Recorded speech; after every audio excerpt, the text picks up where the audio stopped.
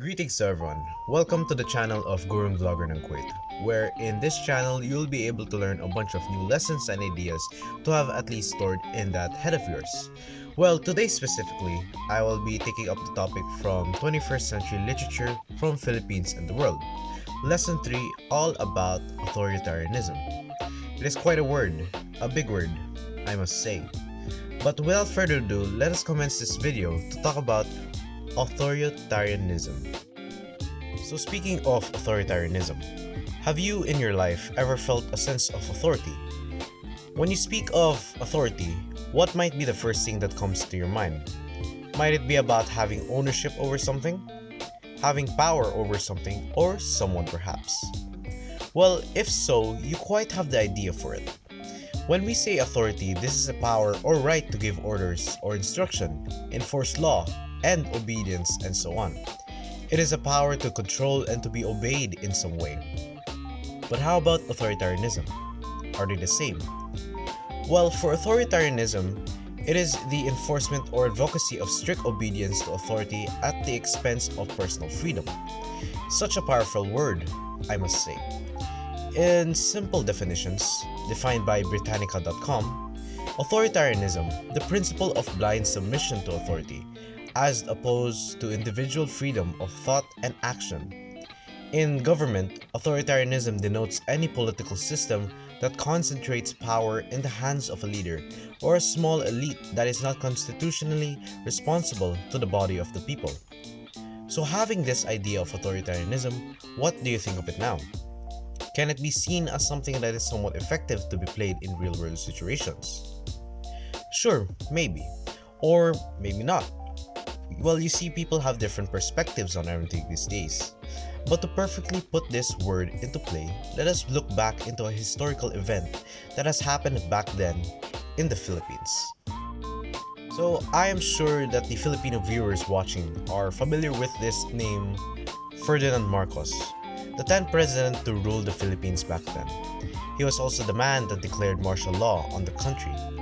But for those who don't know of this man, allow me to further elaborate this person. By wiki, Ferdinand Emmanuel Edrelin Marcos was a Filipino politician and lawyer who was the 10th president of the Philippines from 1965 to 1986, widely considered by academics, economists, and journalists as a kleptocrat.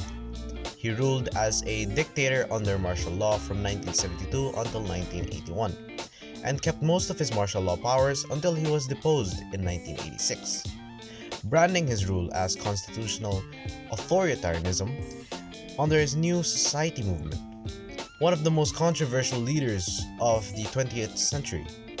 Marcos' rule was infamous for its corruption, extravagance, and brutality. So under his rule, or during the time of his rule, the law, martial law, was implemented dated at September 21, 1972 and was formally lifted on January 17, 1981. A lot has happened during those times and a lot of people had many things they wanted to say about these times. People who fell victim to this law stated that it took so much freedom from them, it didn't feel right to be kept under authority like this. Now, as I mentioned, many perspectives were formed on this situation. Many might look at it negatively, especially those who were once victims of this. And some might have taken a sense of purpose and see that it was somewhat a succession during that time. So in this lesson, it has prepared us a poem to read by BJ Patino. But before that, I've just interviewed a relative of mine on his perspective on this topic about Ferdinand Marcos and martial law. So let us have a listen to it first. So right now I am holding an interview with a relative of mine, my father to be specific. I will be asking him some questions about our lesson in authoritarianisms. So let us start with the first question. What do you remember about Ferdinand Marcos?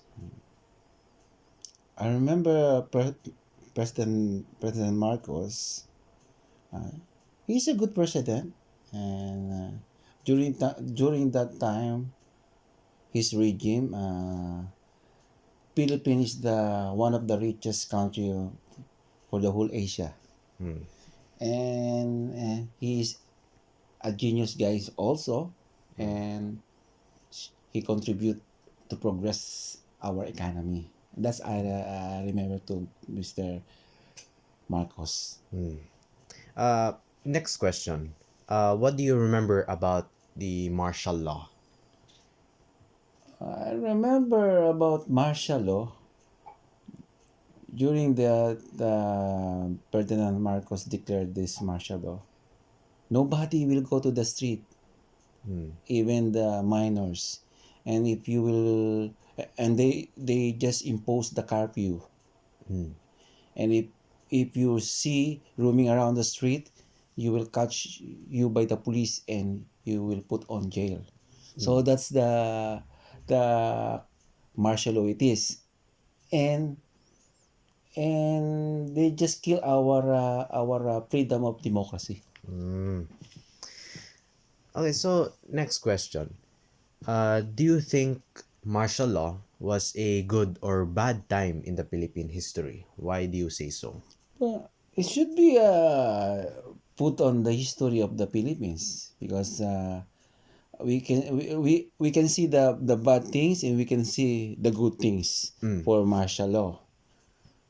But for me, I see the bad things for that, because uh,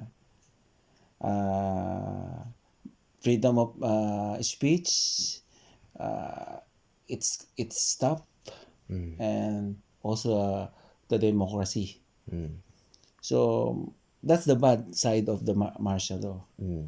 In the good side, Mm. just they eliminate all those who are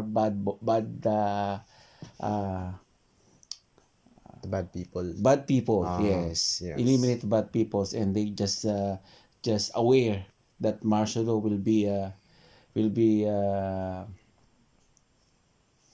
answer for those who are bad people. Mm.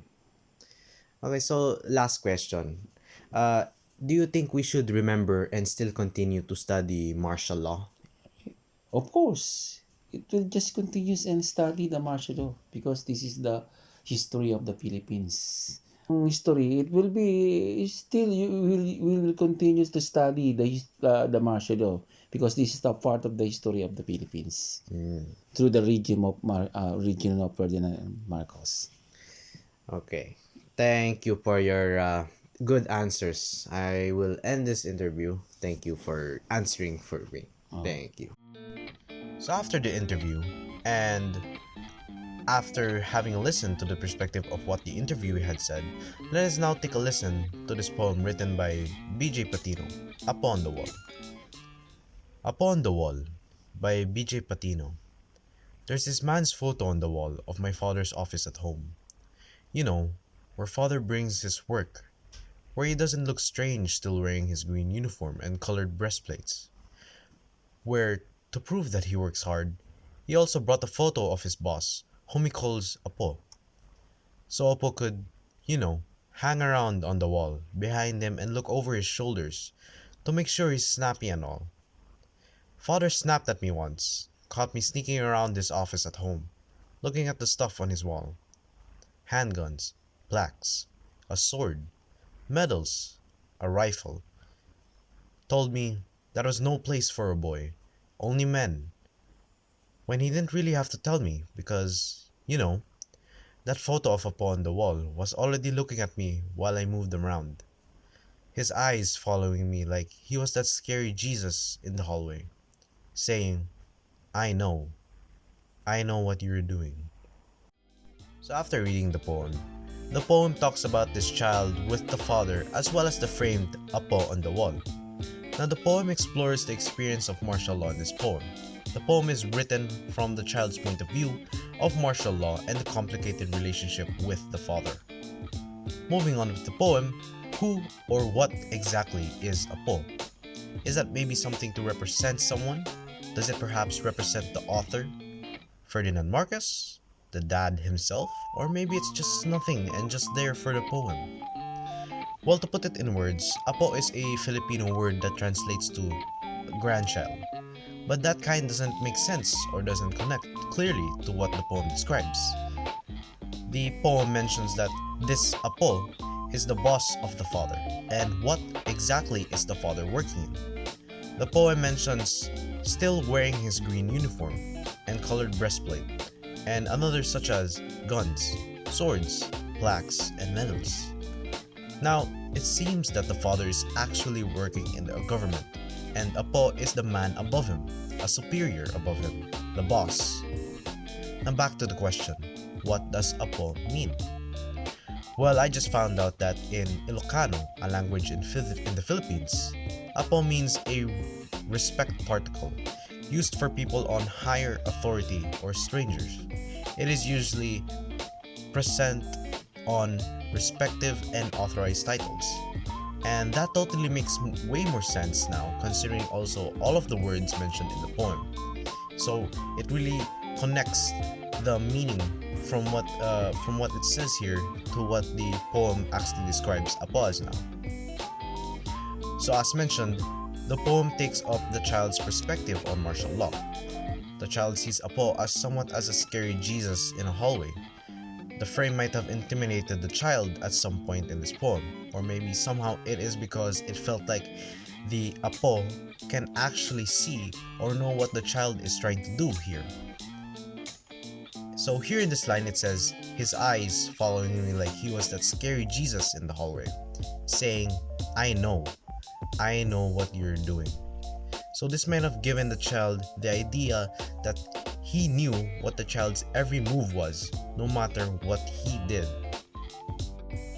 So the poem is quite interesting. You might not get the poem in the first read, but as you continue reading it again and again, you start to get an understanding of what the poem tries to imply. In my view, I feel like the poem shows how innocent a child can be in such a complicated manners of situation, and especially since this poem was to narrate over the martial law time. I think the poem has such a way to show how affected a person can be in martial law and how it actually affected the real people in this world during that time. I believe that it is something a person can look back into that history and learn deeper on that time. So before I can conclude the video, I would like to thank you for staying with me till the end and to learn about this lesson, authoritarianism. And also don't forget to hit that like and subscribe button to see more of our videos in the future. Hit that notification bell to keep updated on our videos, and we'll see you on the next lesson. Bye.